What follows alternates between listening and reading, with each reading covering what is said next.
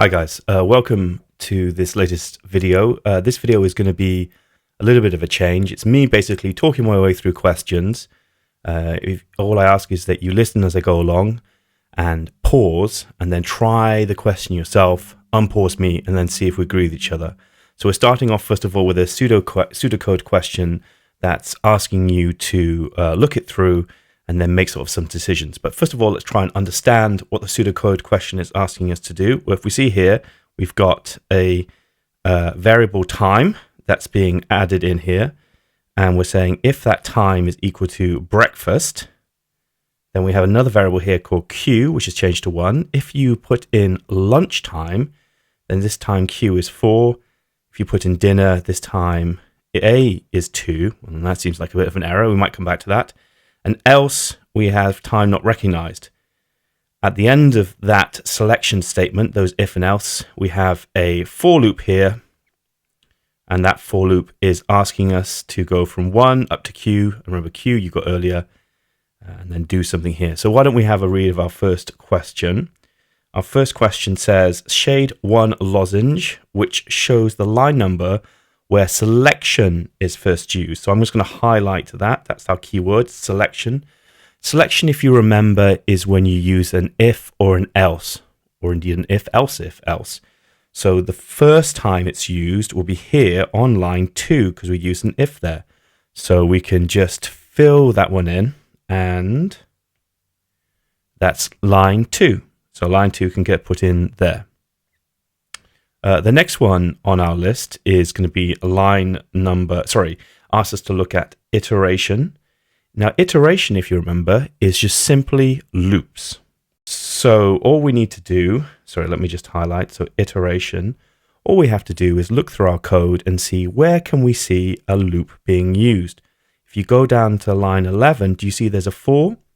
That means it's a loop. It's a for loop. So what line is that on? That's line 11.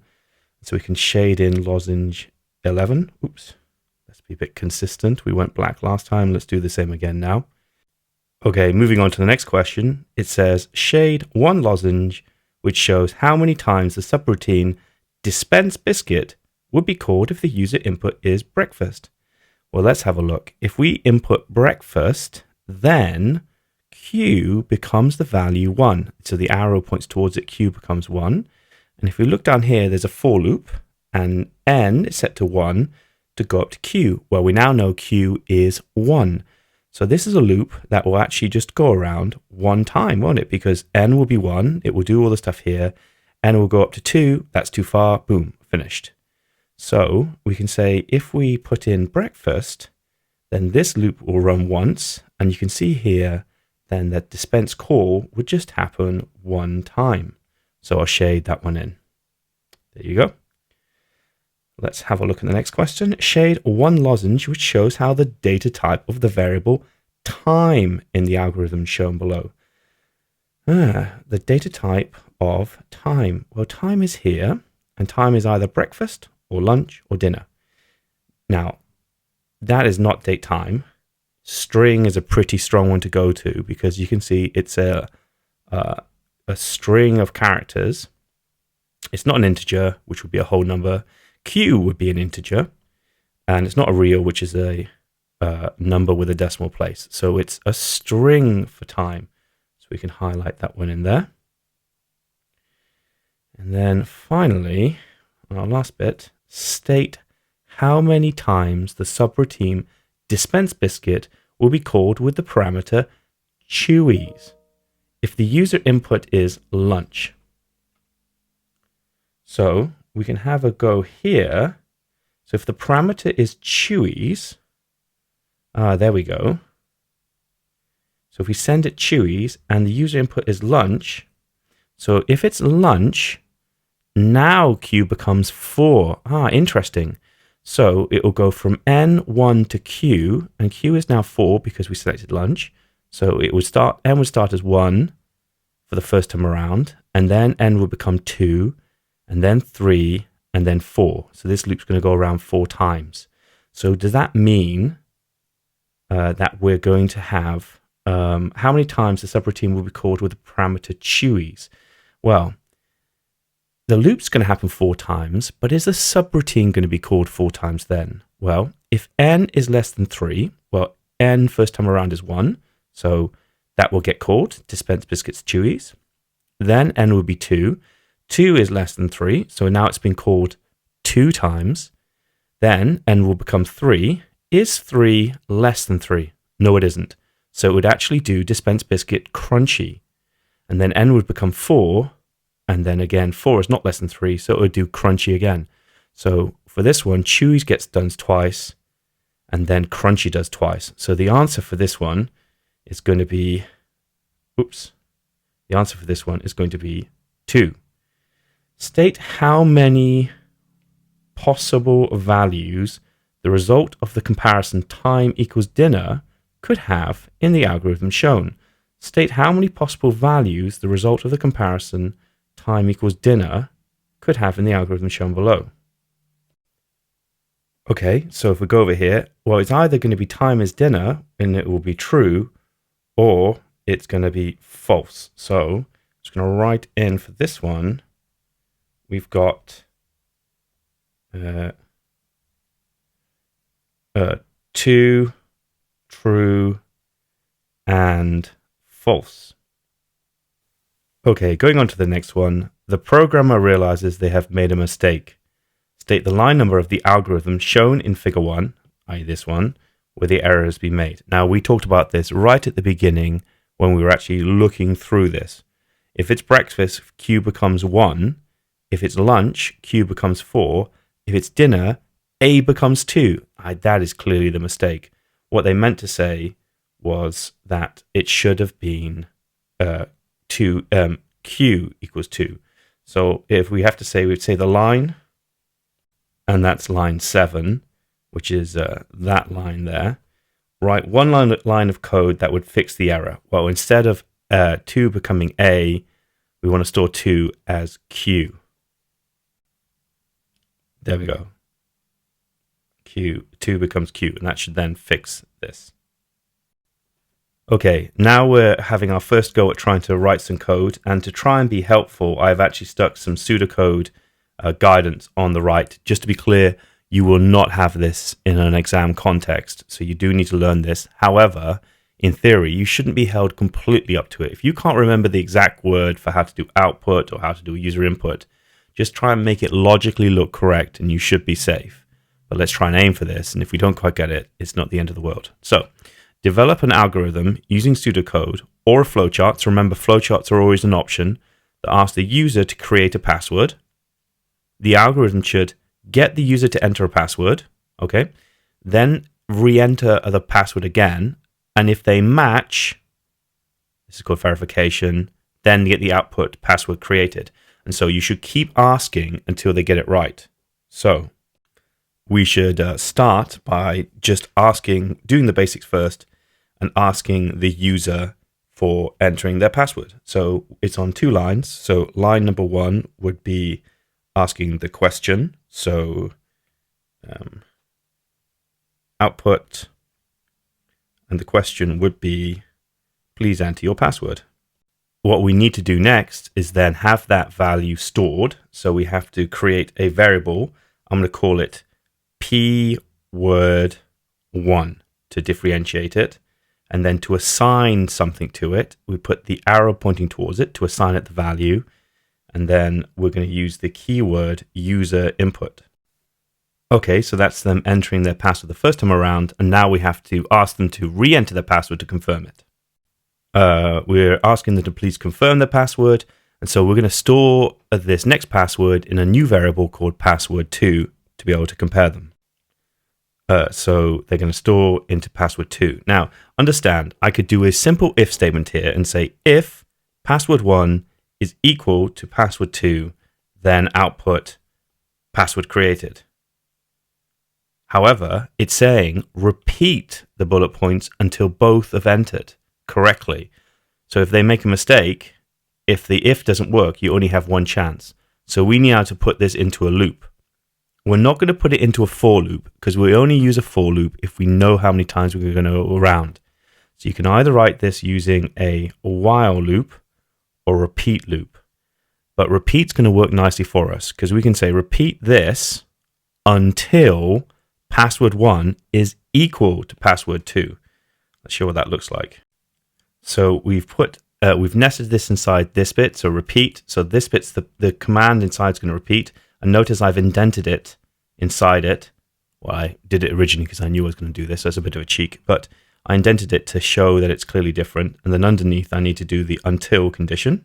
So I'm going to do it until password 1 is equal to password 2. If they aren't equal, what's going to happen is that this will keep recycling forever, indefinitely, until these two are equal. And once they are equal, this loop terminates, and then it'll go to the line here, and there's the very final line where I have to output this message. The only thing I would say to be careful about is to ensure that when you write it out, you actually do say exactly what they've asked here. So output password created. Okay, this next one here is going to ramp up a little bit in difficulty. It's using a subroutine called car to code. It's fed as a parameter a character and returns the ASCII integer value. So if you feed it a lowercase a, it goes up to 97. And if you give it Z, it's 122, and it says what some of the symbols are as well. Remember, with ASCII, each letter is one after another initially. So if A is 97, then B is 98, lowercase b, lowercase c is 99, lowercase d is 100, and indeed with Z, if Z is 122, then 121, i.e. one less, would be Y. So you know all the lowercase letters are between the number 97 and 122. And it's asking you to develop an algorithm using pseudocode, and remember flowchart's still an option. Ask the user to enter a character, outputs lower if the character has entered a lower case character, and we're going to know that because it's going to be between 97 and 122, and if it's not, then it's not lower. So we're going to use an if-else here. We're going to input the value, ask the person to input it, convert it, and then let's see how we get on. So we've started off by outputting, please enter a character, because it says ask the user to enter a character. And the next thing is we need to take their user input and store it. I'm going to use a variable called char, short for character, and then I'm going to assign it the user input. The person's going to enter their value and store it in car. The next thing I want to do is I want to find out what is the ASCII value for it. So I'm going to use this little bit of subroutine I've been given here, char to code, to be able to generate that value and then store it as a number or as the code for it. Since the code is an ASCII code, I'm going to just write down ASCII, and then I'm going to assign it a value. I'm going to use my car to code function. So car to code. And then it says it's going to be fed a character. And so the character I'm going to use is my character car. So let's explain what's going to happen here. So far I've asked the person to enter a character. They've fed a character and I've stored it in a variable called char or car. Then I've said, use the function char to code, feed it the char, so that's going to return a number, and then store it in ASCII. So ASCII should be the ASCII code for that letter. Now, if you remember, the next thing I need to do is find out whether it's lower. I know if it's lower because if it's the value between 97 and 122, it's that. So I'm going to use an if command to do that. I'm going to say if ASCII is greater than or equal to 97, but it's not, if it's just greater than or equal to 97, that's not all of it. I have to say it's also and less than 122. So I'm going to go and ASCII is less than, so that's less than, And this dash underneath it means also equal to 122. If I'm between those two, if it's greater than or equal to 97 and less than or equal to 122, it means it's a lower character. And I should nest inside here then an output, and let's make sure we get the message right. It says the message should be output lower. So it's a quite simple message, at least not much to write. So output, the message is lower. In fact, I'm going to be really precise and go all uppercase like it's saying there. Now, what happens if it isn't between these two? Well, there's only one case I care about. If it isn't a lower, then it's not lower. And so I don't need to worry about an else if. I just do if else. So I do else now. And then inside here, my output should be now not lower. We're almost finished. We just need to show that this if statement's ended by going end if. And there we go. 7 marks, done. Okay, we're on to a different type of question now. It's going to be using arrays and loops and a trace table. So let's get into it.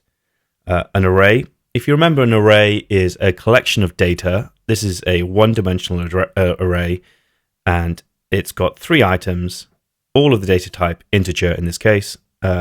Array at position 0, that's index 0, is 4.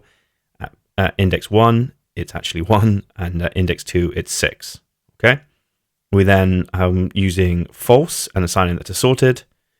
And we're saying while sorted is false, which it starts off as, and then immediately sorted is changed to true. It's getting this value I, which we don't know what we're using yet, but presumably it's for indexing. That's what normally I is for. Setting it to 0. While I is less than 2, well, I is 0, so 0 is less than 2. And then it's doing some swaps around here. So this is going to be interesting to get into until eventually this whole thing ends. So let's get with the first question. State the data type of the variable sorted in the algorithm shown below. Well, you can see that sorted is here, and it's the value false. So something that is true or false, I think we know what that's going to be. True or false, the data type is Boolean. So there you go. That's some easy marks for us straight away. And then the next thing it says, the identifier sorted is used in the algorithm shown in figure 2. Why is it better? So that's this one here, sorted. Why is this better choice than using the identifier S? Okay, so sorted, it takes us longer to write, so it's actually a bit slower. S would be quicker, sure.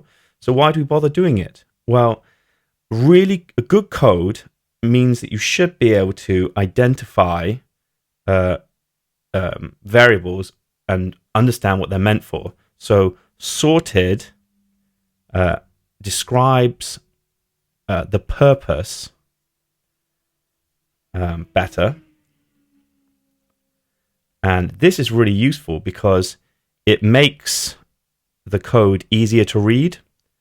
Because if you don't do this and you just have a bunch of simple S's or C's, it makes it difficult to figure out what's going on. So it makes the code easier to read because it describes something about it. If you remember, for programming, what you want to use is comments, indentation, and appropriately named identifiers. And so that's one of the ones there. Now looking at the next question, shade one lozenge to show which of the following contains the false statement about the algorithm. So the algorithm uses a name constant. Do you know what? So variable, that's a variable, it changes, that changes, that changes. You know it's a constant because it's got the word constant, so actually we know straight away that that's false. But let's do the other ones. The algorithm uses indefinite iteration. That means loops, where you don't know how many times it's going to go around. See this thing here, while sorted equals false? Who knows how long it's going to take before that becomes true or false to switch it around. So it does use indefinite iteration. It happens there. The algorithm uses nested iteration. Well, do you see that this while loop is nested inside this while loop? So that is definitely true. So the first one is the one that's false. It doesn't use a constant. Okay, now we're on to the next one here, and we're going to have an opportunity to work our way through our little trace table. Remember, trace tables often come up, and they're actually worth 6 marks. This is big time marks. So if we can do this appropriately, wow, we are really raking them in. So a trace table explores the changes of the values as we go through it. So we can see there's some initializations. array at 4, 1, and 6. Do you see? So that's array value 4 at index 0, 1, 1, 6, 6. Excellent. And then it's saying sorted is false, which is that one there, which is sorted is false. And then we can have a look at the next thing that happened. So the next thing that's happened is I is 0. So I'm actually going to write in, let's make it easier to see. Maybe if I write it in red, it'll be easier to see. So sorted has become true. So sorted becomes true here. Then I becomes 0. So I becomes 0. The next thing that happens, it says while I is less than 2. So there's no changes here, but I is 0, so 0 is less than 2, so this happens. If array at I plus 1, so I is 0, so plus 1 to that is 1. So if the thing at 1, so is 1 less than array at position I, 0. So is 1 less than 4? 1 is less than 4. So we could actually even, if we wanted to, we could write that in to let us see what it's going to be. So we could say, we can say that T is now array I. So array I is 0. So the value at position 0 is going to be 4. Do you see that? Because this is true, because I plus 1, the position is 1. I is 4. So is 1 less than 4? Yes. So T becomes that. The next that happens is I. So the thing at position I, which is 0, is being fed. It's now being stored the value of I plus 1. So instead of 0 having the value 4, it's now going to have the value 1. So we can write that in there. So that's become 1. Oops. That's not so helpful. There you go. That's 1. Then we can see that the next thing that happens is that T becomes R I plus 1. So position 1 is going to become T. T was 4. So now that's become 4. Hooray. And then sorted becomes false. So sorted becomes false. Okay, we're on its way. In that case, we end the if. Then I, it becomes I plus 1. So we need to increase I by 1. So I becomes 1. So we're here. Then we'll come back to the beginning of the while loop. Is I less than 2? Well, I is 1. So 1 is less than 2. If R at I plus 1, so now I is 1, that would be position 2 of the array, which is 6. Is 6 less than, so that one there, is 6 less than R at I. So I is 1. So you might think R at 1 is that one, but now we've changed it to 4. So is 6 less than 4? No, 6 is not less than 4. So we don't do any of the rest here, and then I is I plus 1. So now that's become 2. Is I less than 2? No. So this while loop stops, and we go back to the original one. We say, is sorted equal to false? Well, sorted is still equal to false, so this one continues. Now sorted becomes true. Fair enough. So sorted becomes true. And I becomes 0. I becomes 0.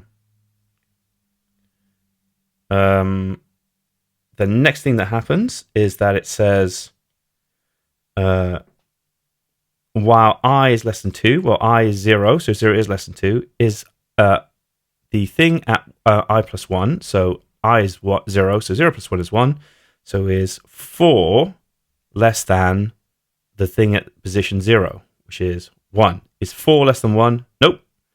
Then I equals I plus 1, so that's going to increase by 1. And then we'll come back here. Is 1 less than 2? Yes. So I is now 1, is 1 plus 1, so it's the thing at position 2, which is 6. Is 6 then less than the thing at position 1? Is 6 less than 4? No, it's not. So 6 is not less than 4, so that if doesn't happen. So I is now I plus 1. So that becomes 2. Then we come back here and we say, is I less than 2? No. So this while loop ends. And then it says while sorted equals false, well, sorted is now true. So this finishes, and that is the end of the algorithm. Okay, that might have been a bit tricky, but if you went along with it, do you see, if you can just follow it, how many marks that's generating for us? 6 marks just from that. Okay, so now we're looking at another pseudocode problem. Let's have a look. Develop an algorithm using either pseudocode or a flowchart. So remember still, flowchart's an option that allows a taxi company to calculate how much a taxi fare should be. The algorithm should prompt the user to enter the journey distance in kilometers. The distance entered must be greater than 0. Okay, makes sense. The user should be made to re-enter the distance until the distance entered is valid. So we're going to have to keep on prompting the person to enter it until it's greater than 0. So that means it's a loop. We need to keep looping around until they get the answer right. Let's read on. Prompt the user to enter the number of passengers. Okay, so how many people are there? No validation is required. So it's not asking us to ensure that the value is at least 1 and maybe less than something. It's just saying accept whatever it is. Then it says, finally, calculate the taxi fare by charging £2 for every passenger regardless of the distance, but charging a further £1.50 for every kilometer regardless of how many passengers there are. So actually the number of passengers aren't even relevant in this. We're storing it. No, for this bit. So this bit's not relevant. For this bit it is. And finally output the final taxi fare. So let's take these in stages. So you know what? First of all, I'm going to do this bit here. Let's do this bit section here. So I'm going to ask the user to enter the number of kilometers. And I'm thinking I'll probably end up using a repeat until. Do you remember like on the password? I'm going to keep on asking it until the distance is greater than 0. Okay, so let's ask the question. So I'm going to ask them to enter the journey distance in kilometers, and then I'm going to need to store it. So I'm going to create a variable to store it in. So I'm using a variable called kilometers, and then I'm getting the user input and assigning it to that. Now remember, I have to keep asking this question until the answer is above 0. So I'm going to use a repeat up here. So I'm going to repeat this until kilometers. So this variable here, kilometers, is this would be a mistake if I said it was equal to or above 0, because that still allows you to be able to enter a value that is 0. So what I want to do is greater than 0. So what this will do is this will just loop around until they've got it. So first bit's done. Then let's look at trying to do, well, why don't we just say we do this bit next. Prompt the user to enter the number of passengers, no validation required. So that's actually not too bad. We ask the question, how many passengers, output it, and then store that value. So I've asked them how many passengers, and then I need to have a variable that's going to store it. Why not just use passengers? Remember, as we discussed earlier, anything that makes it clearer, easier to read is good. And passengers, it's pretty clear what I'm going to use. And then I'm going to put in a user input. Remember, I don't have to check that this value is above 0 because they've said no validation required. And then we're in the final bit here. So calculate the taxi fare. So we need to charge £2 for every passenger. Okay, so it's passenger. It's passenger times by 2. And let's use some variable to keep track of that. So why don't we say it's taxi fare, so why don't we just say the fare? So that means, the price for it. So it's passenger times by 2, but I also have to take consideration of the distance. So I'll put this bit in bracket. We also can add to it the number of kilometers times that by, I believe it's 1.5. Yeah, times that by 1.5. we don't have to put the pound symbol in. Oops, but we do have to put the dot in. My bad. Oof, that looks terrible. Let's put the dot there. There you go, 1.5. And that's giving us the total output. Are we finished? No, we need to do this very last statement here, which is to output it. So we can output the total fare. So we say output, sugar. Output, it just says fare. Do you know, realistically, it'd be nice if I put something like the total fare is, why don't I do that? The total fare is, and then I do a plus because I'm concatenating, sticking this on at the end of the string fare. So we say the total fare is, and then you just add the price of the fare to it. Okay, so this is another fairly complicated problem, and what we're going to need to do is take it step by step. So let's first read it through it. An English teacher wants to estimate how long it should take his students to read a book. You have been asked to develop an algorithm to calculate the estimate. The algorithm must do the following. Okay. Ask the teacher how many pages the book has and store this in an appropriate name variable. So they're breaking it down for you. They've decomposed the idea already for you, haven't they? They've broken it down for us. So we can follow it bullet point by bullet point. The next bullet point, for every page in the book, the algorithm should ask the teacher if the book looks easy or difficult. If a page is difficult, then the total number of seconds should be increased by 100. So we need to have some kind of variable that keeps track of that. If a page is easy, then the total number should be increased by 40. After the teacher has entered the difficulty level for all the pages, the algorithm should output the estimated number of seconds that it should take to read the book. So this one, I'm just thinking it through. We're going to have to ask the user how many pages the book has. The person then puts it in, and that's the total number of pages. We then need to ask for every single page, whether it's an easy or difficult page. So this needs to be a loop. Do we know how many times the loop has to go around? Yes, we do. The loop has to go around the number of pages we have. So we won't use a definitive loop. So we'll use a for loop because we know how many times it goes around. At the end of it, we're going to keep on adding to this total until we get a total value. So again, let's do this in stages. Let's kick off by just doing this first bit. Ask the teacher how many pages the book has and stored in a neighborhood. So we just don't worry about the whole thing. Let's do it step by step. So first of all, we need to just ask the question. Asking the question simply, how many pages? She's not very good English. I should probably ask how many pages does the book have? Never mind. Anyway, the next thing is we need a variable for it. So, a variable like pages makes sense to store it. And then we're going to point the arrow to it because we're going to store it and we're going to store the user input. So there we go. First bit already done.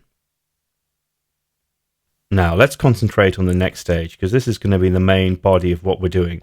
So it's this bit up here. Ask the teacher if the page looks easy or difficult. But we need to do that for every page. So I think what we need to do is a for loop. Start at page 1 and go all the way up to the pages. And on every single page, ask the question, is it easy or difficult? So let's put the for loop in. Say for P, short for page, set that to, now for an array, we normally set that to 0, but because we're starting at page 1, I'm going to set that to the value 1. And we're going to go all the way up to the number of pages. So let's understand what this is going to be doing. What's going to happen is that this loop will start at page 1, do that, then go to page 2, 3, 4. Let's say the person entered 10 pages. It's going to go P is going to become 1, 2, 3, 4, 5, 6, 7, 8, 9, 10, and then finish. So it's going to loop the number of times we have pages. Each time we have a page, we have to ask the question. Ask the teacher if the book looks easy or difficult. So we have to output that question. I'm going to nest it in. Let's do that now. So we're going to ask the question, is it easy or difficult? And we say, if it's easy, then we increase it by 100. Now, do you know I've made a mistake here? Because I should have initialized a variable that's keeping track of time. So outside of this for loop, I'm going to put it up here. I'm going to say time is going to be this variable. I'm going to initialize it to 0. So time starts at 0.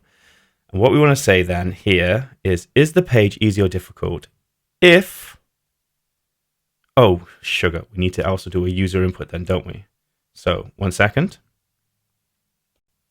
So we're saying it's going to ask, is the page easy or difficult? The response is going to put in here. So answer is either going to be easy or difficult. And then we want to say is if answer is actually equal to easy, so the value easy, then what we should be doing is we should be adding, what does it say, 40 to the total. So we should say time, which started as 0, becomes, becomes time plus 40. Well, what happens if the person said difficult? Now, you could ultimately say else, because they should only be able to answer 2 things. But you know what? Let's just do 2. Let's do an end if, and then just do another if underneath it. So if answer this time is difficult, if it's equal to difficult, then we need to add a different amount. And if you can see up here somewhere, the increase should be by 100. So we should be able to go time is time add 100.